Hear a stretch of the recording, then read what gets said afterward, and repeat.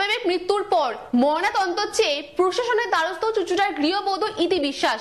সন্দেহ ছিল খাবারে বিষ দিয়ে হাঁসকে মেরে ফেলা হয়। আজ 9টি ডিম পাড়া হাঁস দিয়ে গৃহবধূর পাশে দাঁড়ালো হুগলি জেলা পরিষদের মৎস্য ও প্রাণী সম্পদ দপ্তর। হাঁস মারা যাওয়ায় অঝরে কেঁদেছিলেন জেলা পরিষদের কর্মাধ্যক্ষ। বাড়ি বয়ে হাঁস দিয়ে যাওয়ায় আবারও চোখে জল এলো গৃহবধূর।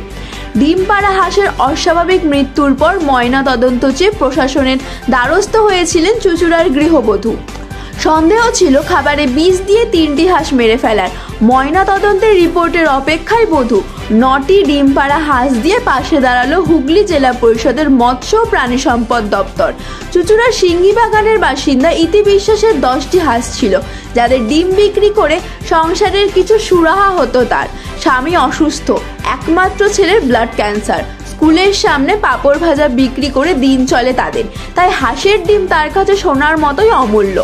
গত 20 জানুয়ারি ইতি বিশ্বাসের 3টি হাঁসের অস্বাভাবিক মৃত্যু হয়। বাড়ির সামনে পড়ে থাকা ঠোঙায় রাখা মুড়ি খেয়ে অসুস্থ হয়ে পড়ে হাঁসগুলো, পরে মারা যায়। মুড়িতে কটু গন্ধ পেয়ে সন্দেহ হয় কেউ বিষ দিয়েছে।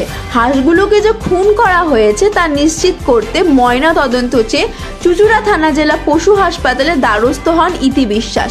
কোনো সাহায্য না পেয়ে হুগলি জেলা পরিষদের মৎস্য ও প্রাণী সম্পদ দপ্তরের কর্মাধ্যক্ষ নির্মাল্য চক্রবর্তীকে বিষয়টি জানান। গত 24 জানুয়ারি কর্মাধ্যক্ষ ইতিকে নিয়ে থানায় যান। সেখানে ডায়েরি করার পর পশু হাসপাতালে যান। মৃত হাঁসগুলির ময়না তদন্তের ব্যবস্থা করেন। কলকাতায় ভিসেরা পরীক্ষার জন্য নমুনাও পাঠানো হয়, তার রিপোর্ট এখনো আসেনি। ইতি বিশ্বাস তার স্বামী ও ক্যান্সার আক্রান্ত ছেলেকে নিয়ে খুব কষ্টে দিন কাটান। জানতে পেরে আজ কর্মাধ্যক্ষ নির্মাল্য চক্রবর্তী 9টি ডিম পাড়া হাঁস ইতির হাতে তুলে দেন।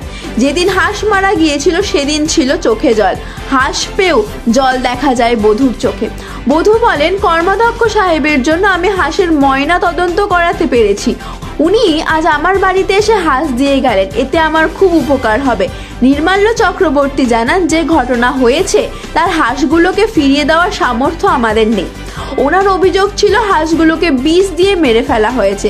আমরা ওনাকে বলেছিলাম কয়েকটা হাঁস দেব, প্রথমে নিতে চাননি। আমি তাকে ভাই হিসেবে দিতে চাই বলাই উনি রাজি হন।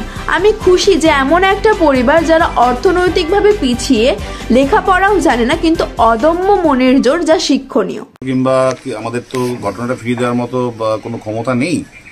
ওনার অভিযোগ ছিল ওনার হাঁসকে 10টা হাঁসের মধ্যে 3টে হাঁসকে বিষ প্রয়োগ করে মেরে দেওয়া হয়েছিল। তো তৎক্ষণাৎ আমরা ওনাকে আবেদন করেছিলাম যে আমরা যদি কোনো হাঁস দিই, কিন্তু উনি এতটাই নিজের স্বাবলম্বী এবং এতটাই নিজের অদম্য মানসিকতা উনি প্রথমে নিতে অস্বীকার করে। আমি তারপর বলি যে আমি ভাই দিদিকে হিসাবে যদি দিই, তাহলে যদি নেন তো সেই ভাই দিদিকে হিসাবে দিয়ে দেওয়াতে উনি ওই প্রস্তাবে রাজি হন।